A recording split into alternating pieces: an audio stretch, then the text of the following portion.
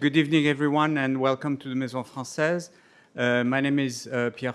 I'm a professor in the Department of French, and Maryse Condé was my colleague when she was on the faculty here at Columbia. This is a two-part event, as you probably know.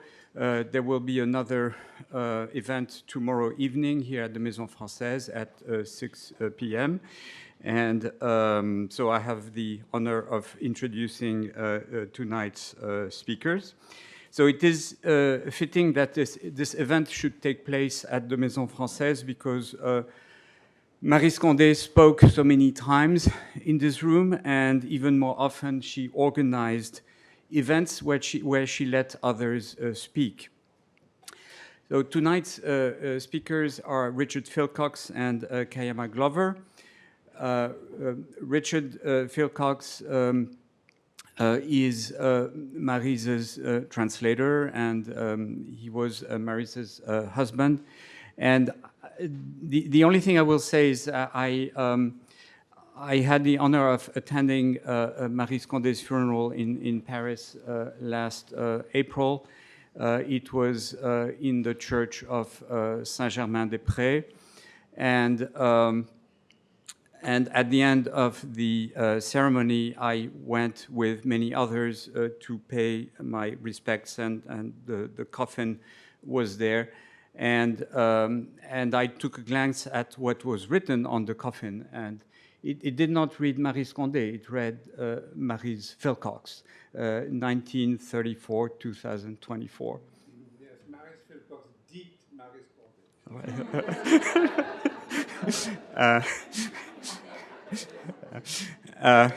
And afterwards, I spoke with Richard, and there was a long receiving line. So we spoke for about 20 seconds, but it was long enough to decide that there should be an event here at Columbia. And so here we are.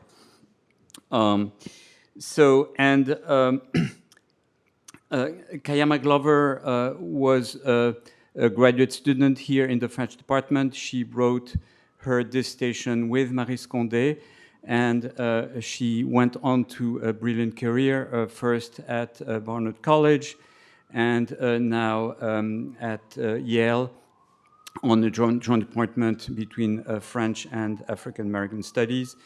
And Kaiama has broad interest, but she has a special focus on Haitian literature. So tonight, Richard Philcox will first speak about translating Maryse Condé. Then Kaiama Glover will share some remarks. And then each of them will read excerpts from Traversée de la Mangrove. Kaiama will read in French, and Richard will read in English. And afterwards, so this will go on for about a little over an hour. And afterwards, we will show a documentary film entitled Maryse Condé, A Voice of Her Own, written by Françoise Vergès and directed by Jérôme Séquin. The film was done in 2011. Lastly, a few words of thanks. I would like to thank Emmanuel Sadat, the chair of the French department, and Madeleine Doby, also of the French department. I would like to thank the Maison Francaise leadership, Shani Pierre and Fanny Gay. Thanks as well to the rest of the team at the Maison Francaise, with special words of thanks to Nora Shalan for all her help in organizing this event. And finally, thank you to Miriam Briden and the Albertine Bookstore for arranging a sale of some of Maryse Condé's book, and for their wonderful support of many of our events here at the Maison Francaise. And now, please join me in welcoming Richard Philcox and Kaiama Glover.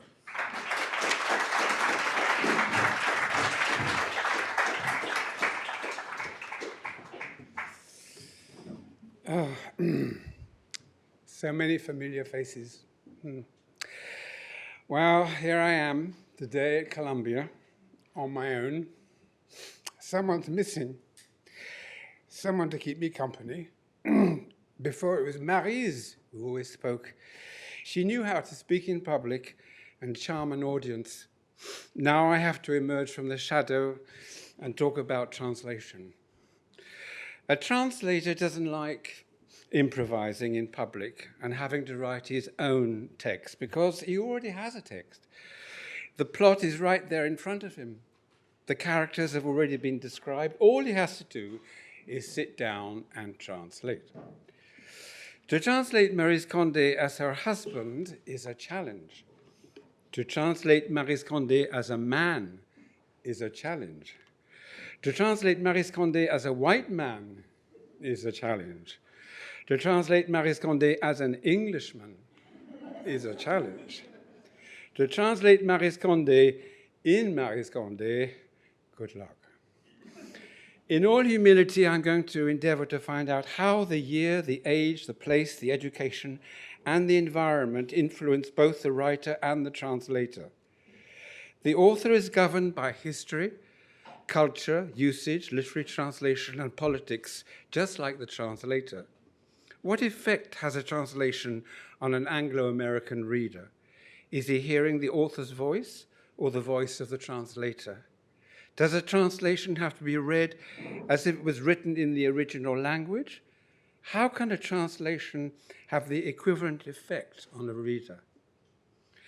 Translating Maryse Condé as her husband. Traverser la Mangrove was written during those difficult years in Guadeloupe, the years 1987, 1989, when Maryse had to withdraw into herself in order to confront the disappointment and the disillusionment of returning home. The novel was published in 1989, the year of Hurricane Hugo, whose full force we experienced in our house in Montebello, and the year when we left for UC Berkeley, where Maryse's American university career began. A painful uprooting after those years in our home in Montebello, where I rubbed shoulders with the same characters who inspired her, our postman, Christian's rum shop, enjoying together the dense tropical nature of Basse-Terre, which she loved so much, reappropriating the names of the trees, learning Creole and listening with her to that voice of Guadeloupe, which she was never tired of hearing. The English translation of Traverser la Mangrove, Crossing the Mangrove, was published in 1995. I wrote it during our years in Washington, D.C. I wanted to consider my translation as a labor of love, describing the Guadeloupe that Maryse loved so much to her American readers, and at the same time, rendering that Guadeloupe that Maryse had lost. I have already mentioned in my strategy for translating Crossing the Mangrove in the preface how I managed to find the tone, the style, and the emotions in Virginia Woolf's novel To the Lighthouse, which tells of the universality of a fleeting moment and the impossibility of stopping the clock. There is a certain nostalgia for the Guadeloupe she left behind and all those missed opportunities, which made me think of the opening lines of J.P. Hartley's novel, The Go-Between. The past is a foreign country. They do things differently there. I now come to two novels by Maryse, Histoire de la femme cannibale and Sélénaire Coucoupé. In March 2000, we traveled to Durban in South Africa, where Maryse had been invited to the Time of the Writer Festival. And in 2001, we returned to Cape Town for a colloquium on African aesthetics. Both trips had a marked impact on Maryse, for South Africa cannot leave you indifferent, especially if you're a Black woman and a mixed couple. The English translation was published as The Story of the Cannibal Woman in 2007, the year we gave a presentation at Columbia entitled Intimate Enemies, a conversation between author and her translator. On translating Histoire de la femme cannibale, the subject seemed so familiar to me. It was almost as if I had written it myself. There are moments in the book which are so personal and intimate that I couldn't help thinking of Gayatri Spivak's comment, "Translation is the most intimate act of reading. To surrender in translation is more erotic than ethical." In no other text, we, author and translator, husband and wife, are so intimate, crystallized as Stephen and Rosalie. It's here where Maryse kills me off with great satisfaction. As Oscar Wilde said, each man kills the thing he loves. We also appear as husband and wife in Sélénia Coucoupé, published in 2004 as Who Slashed Sélénia's Throat. Sélénia and Thomas de Brabant probably reflect those years when we traveled a great deal. Inspired by Mary Shelley's Frankenstein, Sélénia represents all those facets of the woman Maryse would have liked to embody, unlike Thomas, who remains discreetly in the shadows. I have often asked myself, do I have the right to translate a novel written by a woman, and what's more, a black woman, especially in the age of Me Too? Why not? Women writers often take a man as one of their protagonists. If they can portray a masculine sensitivity, there's no reason why I cannot appeal to my feminine sensitivity, especially as I'm at one with the author and familiar with the cultural milieu which she describes. But I was confronted with a virulent, militant feminism on the part of some of the editors. There was a women's press in England who was interested in publishing a novel by Maryse, but they wouldn't hear of me being the translator and insisted the translator be a woman.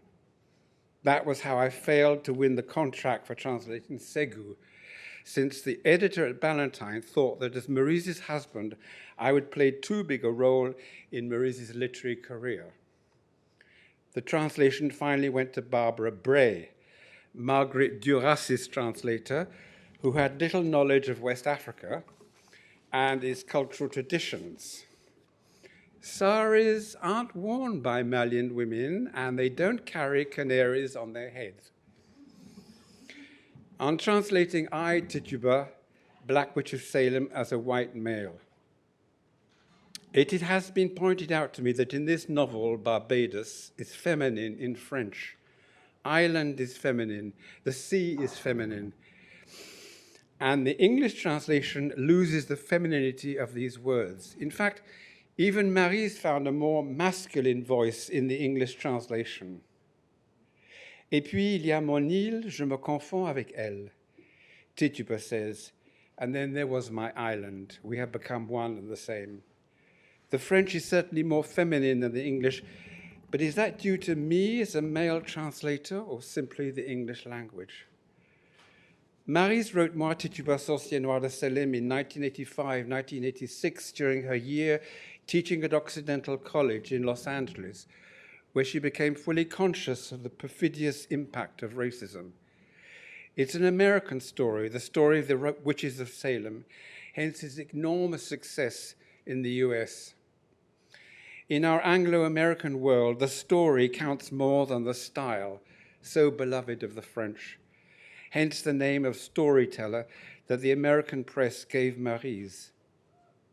Marcel Proust, however, defines style as the transformation of the author's thinking onto reality. I like to think that this is Maryse's style. I began the translation in 1987 when Maryse was invited to the Rockefeller Foundation in Bellagio on Lake Como in Italy. Maryse hated the social evenings and aperitivis at Bellagio, and despite the beauty of the Italian lakes, insisted with great provocation that her island of Guadeloupe was more beautiful. Translation and spying work hand in hand. They both imply dual allegiances, parallel modes of expression, the capacity to observe and interpret, to jump from one role to another, from one voice to another. Like a spy, a translator's fidelity should never be taken for granted. In the end, I am the one who's been translated and cannibalized. I never thought that one day I would be changed into a black witch from Barbados at the time of the witches of Salem, in a single mother from La Désirade, or the descendant of an African king living in Charleston, South Carolina. I had to immerse myself in 4 different cultures: French, English, American, and Creole. I had the good fortune to accompany Maryse throughout the world, from Francophone Africa to the moors of Yorkshire, from the 4 corners of America to the secrets of Guadeloupe. That has all helped me reproduce the mixed nature of the original creolized French into both British and American English. But what influence has my English education, the history of Great Britain, a dominant country, a suffocating empire, and an Anglican religion on a black Catholic novelist from the French Antilles, still dominated by metropolitan France in the true sense of the term métropole colonie? Am I not the one who's been translated? Me, brought up in an England, drying its tears for a lost empire and conditioned by a sense of superiority? I've had to learn the virtues of empathy and put myself in the shoes and heads of all kinds of characters from strange lands who have always been reduced to silence. What influence has that had on my choice of words, governed by my national culture? I must always put myself on the side of the American and English readers, highly sensitive to certain expressions.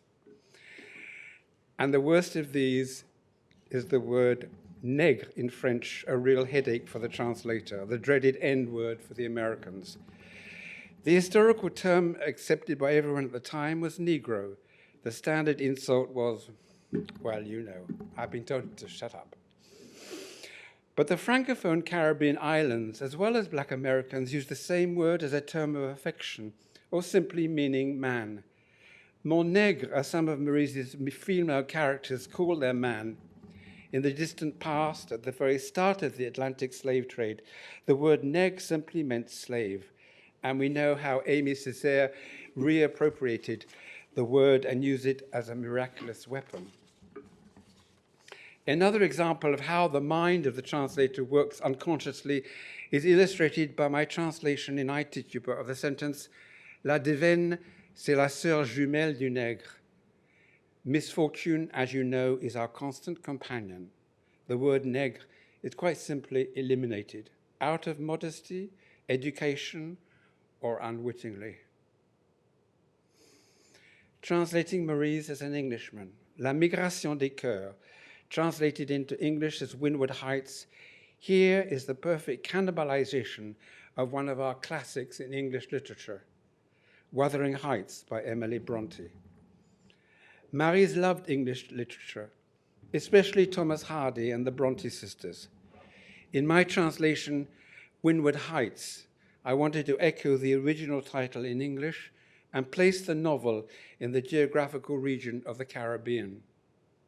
Naturally, there's always someone in the translation police who will remind you that Guadeloupe is not part of the Windward Isles, but is situated in the Leeward Islands. But there is such a thing as poetic license. Transposing the novel to Guadeloupe, I like to think that it was me who took Maryse to the Portlands region in the north of Grande Terre in Guadeloupe, and in particular the former La Mahaudière sugar plantation near the hamlet of Campeche. For me, this was the exact equivalent of Wuthering Heights on the Yorkshire moors. I loved its rugged nature, open to the wind, and its ruins conjuring up the former great house. Confronted with the cannibalization of one of my classics, I wanted to remain faithful to the original and yet pay homage to Maryse's imagination. A faithful translation does not necessarily mean a literal translation. Rasier in the French, Heathcliff in the original, but explained in my translation that he was found on the heath and the cliffs, as his name in Creole indicates, and which echoes the original name of Heathcliff. In big screen biopics, it's not necessary to resemble the Queen, Margaret Thatcher, Ray Charles, or George Bush. What is important is that the actor convinces the spectator of the character's voice and personality.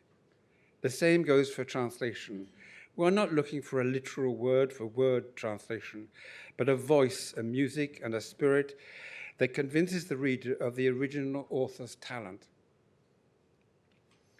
Translating Maryse Condé in Maryse Condé.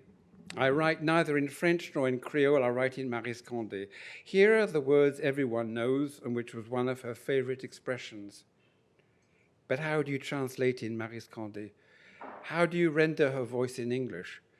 Isn't Maryse's voice in the way she tells a story, in the lived experience of a traveler who is familiar with the griot of West Africa, the quarrels of the Creolity school, the mysterious signs of the Japanese language, and the treasures of the French language, a legacy of her parents and which she fashioned in her own way. Maryse often compared the relationship between an author and her text more intimate than the relationship between a mother and her children, as if her text guarded a secret whose code no translation could probably break. Moreover, Maryse felt dispossessed by the translation of her work and considered the translator a formidable enemy and traitor. We translators are the only ones to confront the question, is a translation possible? An actor or a musician is never asked whether he can perform Shakespeare or play Mozart. Simply, his interpretation would be a test of his talent, and the same goes for translation. Maryse Condé will always remain Maryse Condé, but a talented translator, and by talented I mean a perfect command of the mother tongue as well as the author's culture, will pay tribute to Maryse better than a translator who lacks respect and empathy for the original text. At the end of her life, Maryse lost her sight. She was forced to dictate her last 3 novels. In my opinion, this had an enormous impact on her writing. The stories were there in her head, but something was missing in the way they were told. Not actually putting pen to paper, but merely hearing and imagining words wounded her deeply and constituted an obstacle to the act of creation. She was frightened. She was scared to death. Salman Rushdie, on losing the sight in one of his eyes after the attack on his person, tells in his book Knife that he was frightened he would go blind and pass into room 101 in George Orwell's novel 1984 and live his worst nightmare. Locked in the dark, Maryse had nothing but her memories and her regrets to enlighten her imagination. The last 22 pages, titled Le Mentier Vrai or True Lies, which he dictated to Pascal Thériez, were an attempt at reconciliation with her family and correct any misunderstanding. I'm going to conclude by pointing out that the majority of her books were written and translated while in the US, whereas Guadeloupe always remained in her imagination. There is one image I would like to keep of Maryse. It's the portrait of her grandmother, Victoire, as a cook in her novel Victoire, les saveurs et les mots, translated as Victoire, my mother's mother, and which in fact is the very portrait of Maryse. When she invented seasonings or blended flavors, her personality was set free and blossomed. Cooking was her père là-bas rum, her ganja, her crack, her ecstasy. She dominated the world. For a time, she became God, here again, like a writer. There are 2 novels by Maryse left to be translated into English, La Colonie du Nouveau Monde et Les Belles Ténébreuses. I've always wanted to be a writer. Instead, I became a translator. As Marcel Proust said, the duty and the task of a writer are those of a translator. Like in the song The Blues of the Businessman by Michel Berger, in the musical Starmania, j'aurais voulu être un auteur pour pouvoir inventer ma vie. J'aurais voulu être un acteur pour tous les jours changer de peau.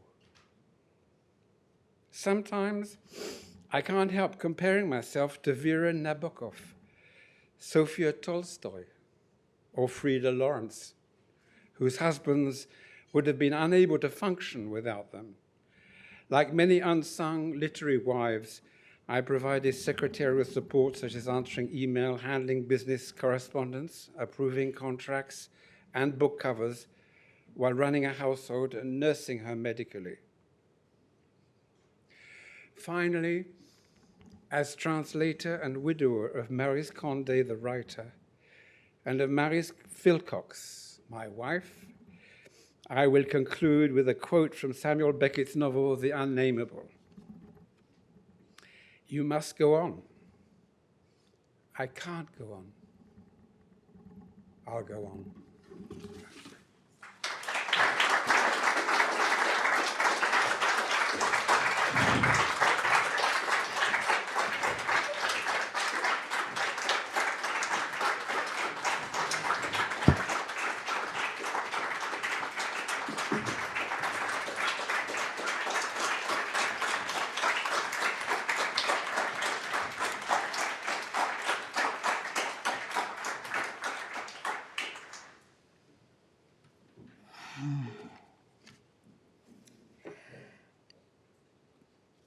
I have never translated Maryse Condé, and as far as I know, I haven't appeared in any of her novels under another name. But Maryse is obliquely very much a part of the career I've built as a translator over the last 10 years. And yes, after a decade of doing this work, I can finally say, I think, I'm also a translator. Maryse and I got started in the Columbia French department at the same time, and we finished at the same time too. After 6 years here, she retired, became professor emerita, and began writing what would be 5 more novels, a play, and 4 works of nonfiction. For my part, I defended my thesis, and I took a job, a visiting professorship, a visiting assistant professorship, across the street at Barnard in the French department and Africana Studies program at the time. During the 6 years Maryse and I spent together at Columbia, I took every seminar she offered, and she ultimately became my thesis director and ever onward a much treasured presence in my life. But actually, none of the seminars I took with Maryse had anything to do with translation. We never even talked about translation. All of those seminars were about Francophone literature, and so all the corpuses were in French texts. But nonetheless, in thinking about this evening's event and in reading Richard's paper before coming here, I realized to what extent the seeds of my translation praxis were actually planted in those classes. First of all, on a sort of logistical level, it was in her seminars that I initially became aware of Haitian literature in general, in any meaningful way, and in particular of the authors I would end up translating early in my career as a translator, notably Franck Etienne and René de Pestre. René de Pestre was, when I was working with Maryse, the subject of my master's thesis, and Franck Etienne the subject of my dissertation. And then years later, when I began translating, Franck Etienne's first novel was the first translation I ever did, and is also the author of the work I'm currently translating. And René de Pestre's second novel was another work that I translated, and of another work that I translated last year. So these seeds that were planted with Maryse have come to fruition many years later, and she's been a kind recipient of that effort. But then beyond this kind of material connection between Maryse and my translation practice, there's what she taught me in those seminars, or rather what she modeled, which is that boldness and vulnerability are crucial to any intellectual, scholarly, critical, or creative endeavor, and that includes translation, as Richard has so eloquently laid out. And so if you'll bear with me for a few moments, I actually want to read from a short extract from a piece that I published recently in PMLA that resounds, as I hope you'll see, with what Richard has shared with us tonight. It's a piece that I titled Toward Afro-Fluency, and it has to do with the ways in which translation facilitates connection. So Unlike Maryse, I don't see the position of the translator as an enemy or a traitor or a spy, though I find that fascinating and very on brand for her, but rather as a facilitator, a liaison, and a dear and trusted friend. So this is an excerpt from the piece I mentioned, Toward Afrofluency.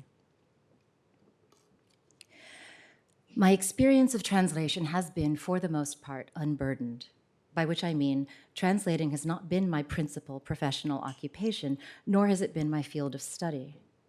It has become, however, a singularly integral praxis for me over the last 10 years, one of the most important expressions of what I do with what I know as a researcher and professor. I came to translation organically. In 2013, the editor of a small independent press commissioned me to translate the Haitian spiralist author Franck Etienne's 1968 novel Murs à crever, Ready to Burst, from French into English. I had published the first full-length scholarly monograph on spiralism 3 years earlier, and so I welcomed the opportunity to return to Franck Etienne's work and to the worlds it had opened up for me. Taking on the translation aligned entirely with the intention that animated the earlier work I had done on spiralism, which is to shed greater light on and encourage a wider readership of Franck Etienne's writing and that of the two other authors I considered in my study. I jumped into that first translation project untrained, unstudied, and guided loosely by a confidence that I knew enough about Haitian literature and was proficient enough in French and in Haitian Creole to do a decent job of it. And that was true for the most part, but the experience ultimately was one as much of learning as of doing. In approaching Ready to Burst as a scholar, I had always left the book intact in a certain kind of way. I entered into public conversation, even debated with it, probing and questioning it in the hopes of excavating its layers. But in every aspect of this critical work, Franck Etienne remained always and unequivocally the author, and I remained the reader. In bringing his novel into the academic arena through carefully chosen fragments, with curated elements spotlighted and mined for the formal and conceptual treasures they contained, I never made any secret of my mediation. I stood explicitly between my reader and his text, sharing my own insights, but in no way unbuilding the edifice of his book. I was not his enemy. Translating this work, this novel I knew so well and had considered so thoroughly over so many years, turned out to be an intervention of an entirely different order. It demanded and allowed for what felt more like an affective relationship than a scholarly inquiry. The translation was a shared project, my and Franck Etienne's creation, mostly mine, mostly his. That was unclear and for me, not so important to determine at the time. Because whatever it was, this new and different connection engendered feelings of protectiveness and concern. Translating Franck Etienne's work into the Anglosphere felt something like introducing a new lover to old friends. I was deeply implicated in whatever first impression his book would make on a bunch of étrangers, not just strangers, but foreigners to boot. The translator I have since become still feels just as much in doing this work. Needless to say, though, I've gained greater clarity about those feelings over the last decade, and I've grappled with them pointedly in subsequent projects. I've resolved to some greater extent the imbricated matters of mediation and ownership, and I've arrived at a number of overlapping givens that guide my practice. These may not be every translator's givens, and as such they may be debatable, but they're what frame and ground my work as a translator. They're the answers I give to students, colleagues, readers of my works in translation, and to any others who inquire.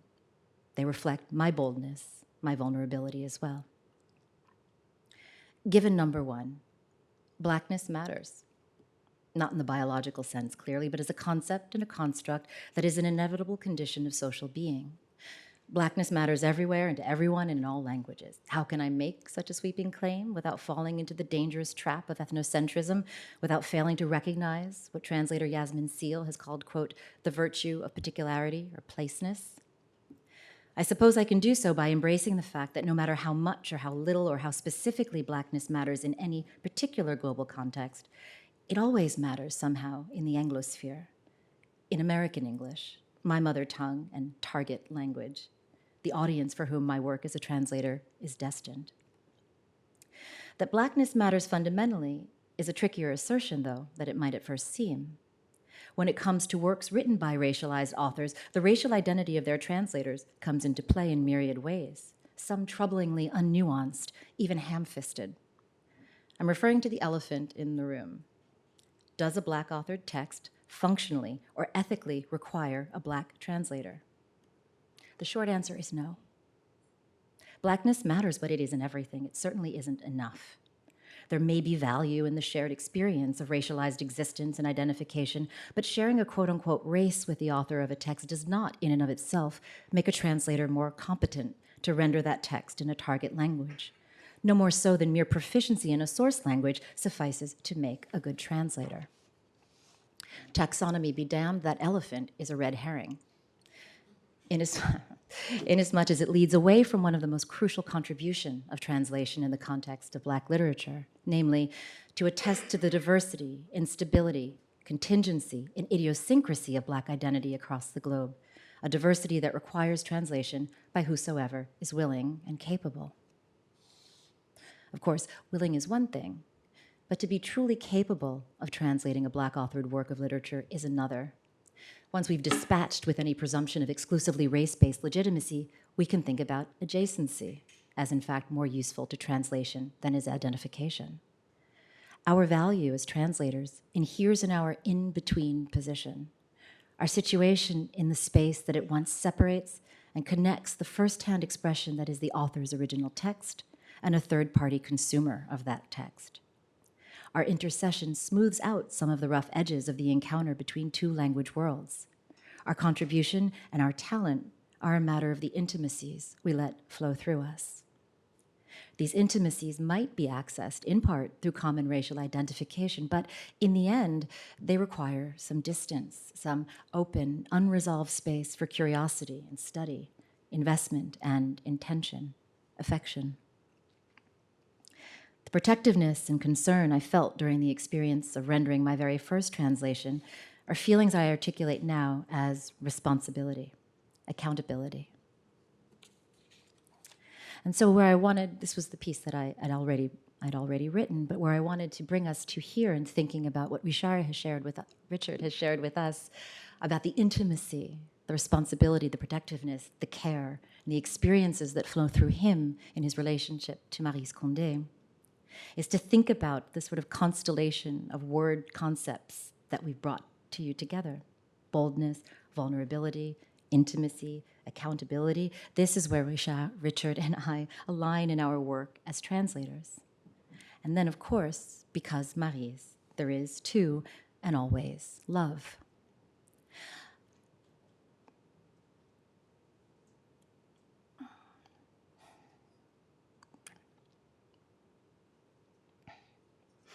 Being here in the Maison Francaise, standing next to Richard, standing next to in front of colleagues, friends of Maryse, former professors of mine, and thinking about Richard's work to champion Maryse's voice in other contexts. I think that translation is, above all else, and Gayatri had it right, love. Not necessarily erotic, but perhaps. But certainly familial, romantic, sustained, and a feeling that lasts well beyond the texts in their original and in their translation. Thank you.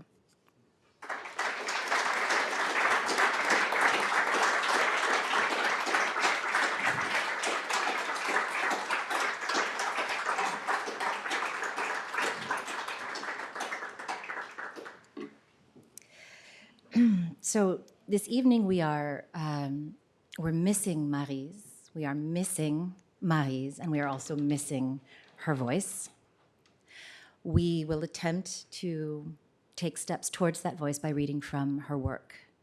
I will read the final chapter of Traverser la Mangrove in French, and then Richard will read from his translation in English.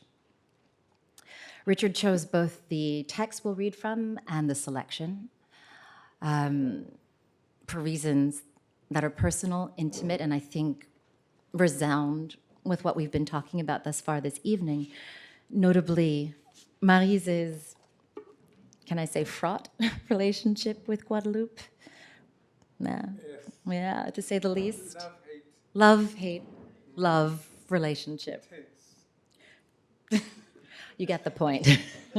And so we've chosen to read from her most Guadeloupean novel, Traversée de la Mangrove.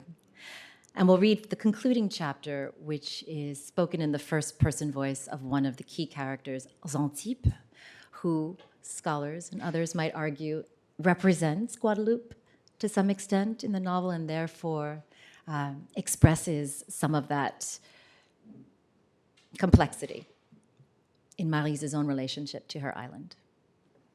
And so let us hear from Maryse. Xantippe. J'ai nommé tous les arbres de ce pays. Je suis montée à la tête du morne. J'ai crié leurs noms et ils ont répondu à mon appel. Gommier blanc, acomaboucon, bois pilori, bois rada, bois trompette, bois guépois, bois d'encens, bois pin, bois la soie, bois bandé, résolu, caïmitier, marocochon, prune café, mapoulélé, arbre à lait, malambé.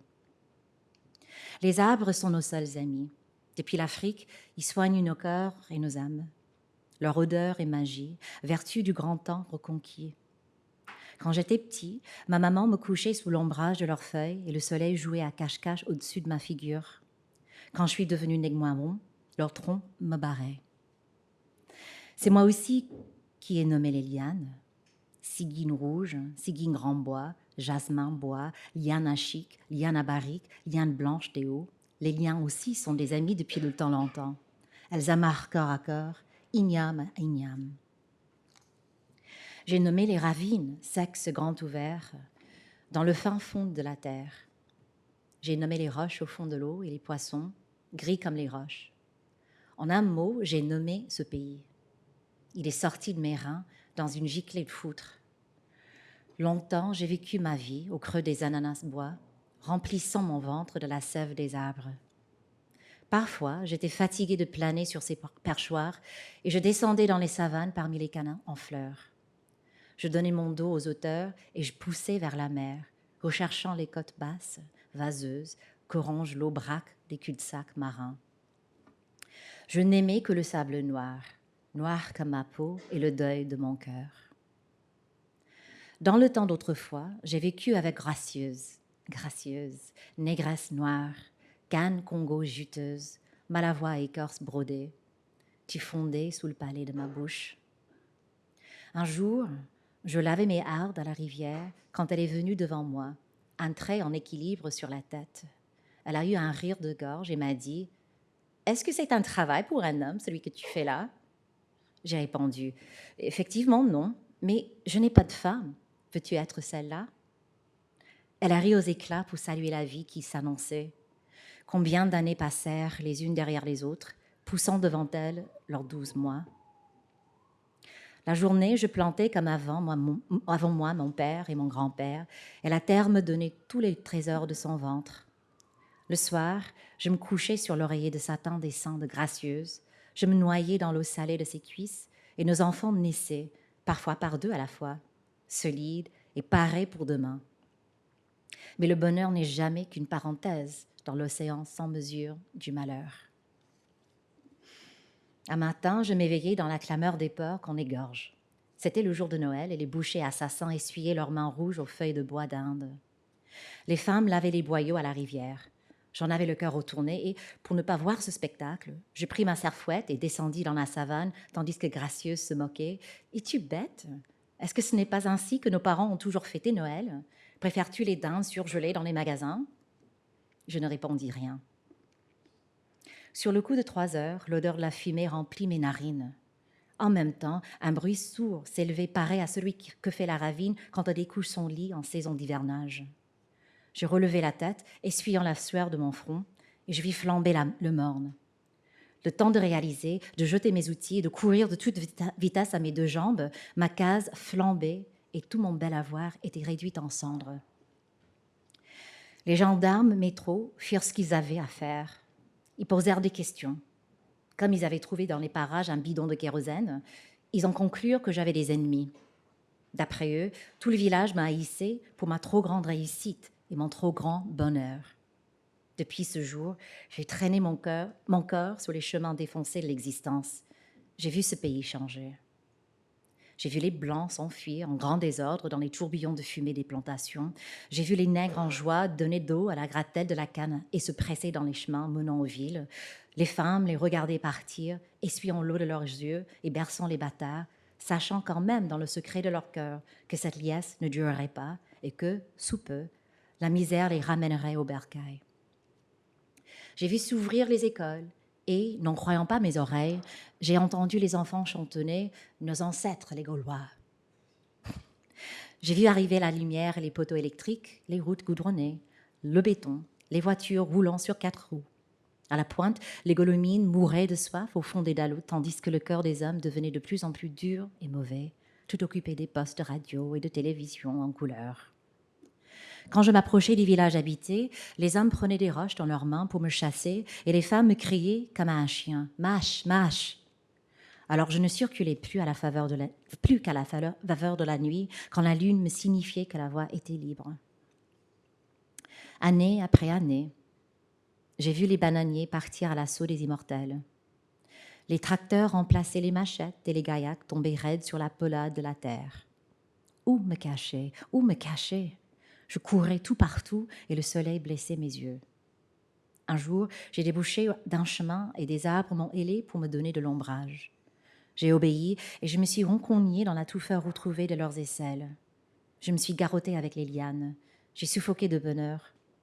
Dès que le soleil avait commencé son voyage de l'autre côté du monde et que la noirceur pesait de son poids sur toute chose, je descendais au fin fond de la ravine.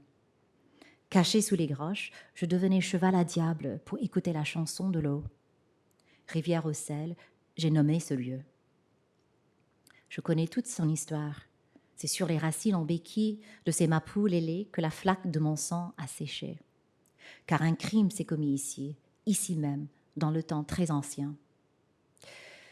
Crime horrible dont l'odeur a empuanti les narines du bon Dieu. Je sais où sont enterrés les corps des suppliciés. J'ai découvert leurs tombes sous la mousse et le lichen. J'ai gratté la terre, blanchi des conques de l'ambi, et chaque soir dans le serin, je viens là m'égenouiller à 2 genoux. Personne n'a percé ce secret, enseveli dans l'oubli. Même pas lui qui court comme un cheval fou, flairant le vent, humant l'air. À chaque fois que je le rencontre, le regard de mes yeux brûle les siens. Il baisse la tête, car ce crime est le sien. Le sien. Il peut dormir tranquille, cependant, engrosser ses femmes, planter des fils. Je ne lui ferai rien. Le temps de la vengeance est passé. Pour Gracieuse, il n'y a pas eu de cercueil, pas de veillée, pas de rein, pas de prière. Pas de cimetière pour allonger ses os dans l'ombre. Il n'y a eu que des cendres, flocons noirs sur la terre noire calcinée. J'ai pris une poignée de cendres dans ma main. J'ai marché jusqu'à la plage. Debout, sur un résigné pays, j'ai ouvert ma main et le vent a soufflé des cendres sur la mer. C'est depuis ce jour-là que tout se brouille à l'intérieur de ma tête et que je ne sais plus compter les jours.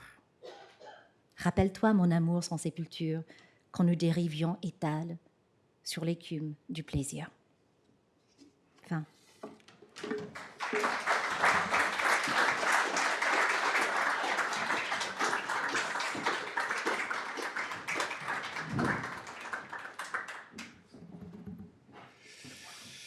You know, a translator is never really satisfied with his translation, and apparently a translation has to be redone every 30 years, they say. But anyway, this is how I translated Xantippe about 25, 30 years ago. Xantippe. I named all the trees of this island. I climbed to the top of the hill and cried their name, and they answered my call. Candlewood, mastwood, bladdernut, golden spoon, trumpetwood, myrtle, incense tree, magnolia, cigar box cedar, crabwood, resolute, star apple, saltfish wood, sweet plum, manjack, marmalade tree, mapu. The trees are our only friends. They have taken care of our bodies and souls since we lived in Africa. Their fragrance is magic, a power recaptured from times long gone by. When I was little, Maman used to set me down under the shade of their leaves, and the sun would play hide and seek above my face. When I became a maroon, their trunks barricaded me in. I too named the vines bird's nest anthurium, oilcloth flower, little star jasmine, goosefoot, morning glory, firecracker. The vines too are our friends from long, long ago. They tie body to soul, they lock creeper on creeper. I named the gullies, gaping vaginas at the bottom of the earth. I named the rocks at the bottom of the waters and the fish as grey as the rocks. In a word, I named this land. It spurted from my loins in a jet of sperm. For a long time, I lived in the hollow of the wild pineapples, filling my belly with the sap from the trees. Sometimes I was tired of roosting in the treetops and flew down to the savannas among the sugarcane in flower. I turned my back on the hills and headed for the sea, seeking the muddy lowlands eaten away by the brackish water of the marine cul-de-sac. I loved the black sand, black as my skin and the morning in my heart. Long ago, I lived with Gracieuse. Gracieuse, my ebony black woman, my juicy Congo cane, my embroidered Malavoie melting under the palate of my mouth. One day I was washing my old clothes in the river when she appeared in front of me, her tray balanced on her head. "Is that a man's work you're doing there?" She laughed heartily. "No, I suppose it isn't," I answered. "But I don't have a wife. How would you like to be mine?" She burst out laughing at the happy thought of the life ahead. How many years went by, one behind the other, pushing their 12 months in front of them. By day, I planted the land like my father and grandfather before me, and the land gave me all the treasures from its belly. By night, I lay down on the silky pillows of Gracieuse's breasts, drowning myself in the salty water of her thighs, and our children were born, sometimes 2 at a time, strong and healthy for tomorrow. But happiness is never but a lull in the infinite ocean of unhappiness. One morning I awoke to the clamor of pigs being slit open. It was Christmas Day and the butchers were wiping their red murderous hands on bay rum leaves. The women were washing the pigs' guts in the river. I was sickened by it all, and so I took my hoe and went down to the savannah. Gracieuse laughed. You're being silly. Our parents always celebrated Christmas this way. Would you prefer the frozen turkeys in the shops? I gave no answer. At the stroke of 3 in the afternoon, the smell of smoke filled my nostrils. At the same time, I heard a muffled sound like when the gully overflows its banks in the rainy season. I looked up, wiping the sweat from my forehead, and saw the hill in flames. The time it took to realize what was happening, to throw down my tools and run as fast as I could, my cabin had gone up in smoke, and everything I possessed was reduced to ashes. The French gendarmes did what they'd been told to do. They asked questions. On finding a kerosene drum in the vicinity, they inferred I had enemies. According to them, the entire village hated me for being so fortunate and so happy. Ever since that day, I have dragged my body through the potholes of existence. I have watched this country change. I watched the whites flee in great disorder as the plantations went up in smoke. I watched the Negroes jubilantly turn their backs on the stinging cane and crowd into the roads leading to the towns. The women observed them as they went, wiping the tears from their eyes and cradling their bastard children in their arms, knowing full well in the secret of their hearts that this jubilation would not last, and that soon poverty would bring them home again. I watched the schools open, and to my disbelief, I heard the children chant, "Our ancestors, the Gauls." I watched the coming of electric light. I watched the electric poles go up, the roads tarred, the houses built of concrete, and cars running on 4 wheels. In La Pointe, the guppies died of thirst at the bottom of the storm canals, drained of their water, while men's hearts turned hard and wicked, devoured by stereo players and color TV sets. When I drew near the villages, the men would pick up rocks to drive me away, and the women shouted at me as if I were a dog, "Shoo, shoo!" So I ventured out only under the protection of the night, when the moon told me the way was clear. Year after year, I watched the banana groves wage war on the mountain Immortel. The tractors replaced the machete, and the trees of life felled with one blow on a land smitten with alopecia. Where could I hide? Where could I hide? I ran in all directions, and the sun hurt my eyes. One day, I emerged from a forest path, and some trees called out to offer me their shade. I obeyed, and curled up in the familiar, sweltering heat of their armpits. I tied myself down with the vines. I suffocated with happiness.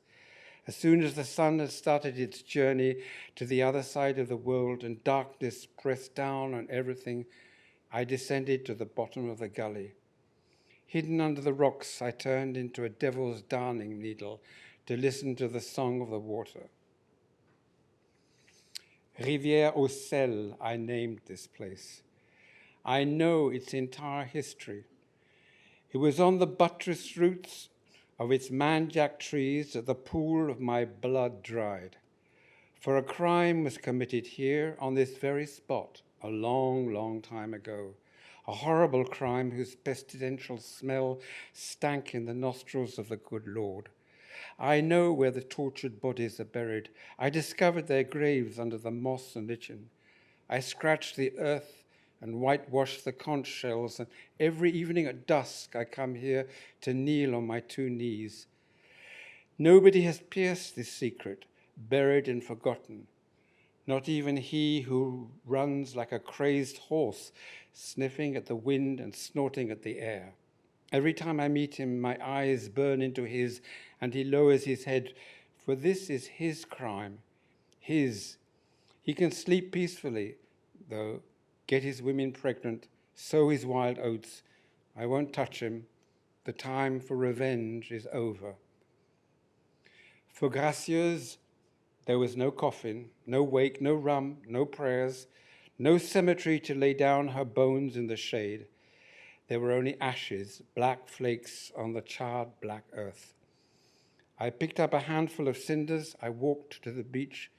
Standing on a sea grape tree, I opened my hand, and the wind blew the ashes over the sea. Ever since that day, everything has become muddled in my mind, and I've lost track of the days. Do you remember, my love, without a grave, when we drifted on the foam of pleasure?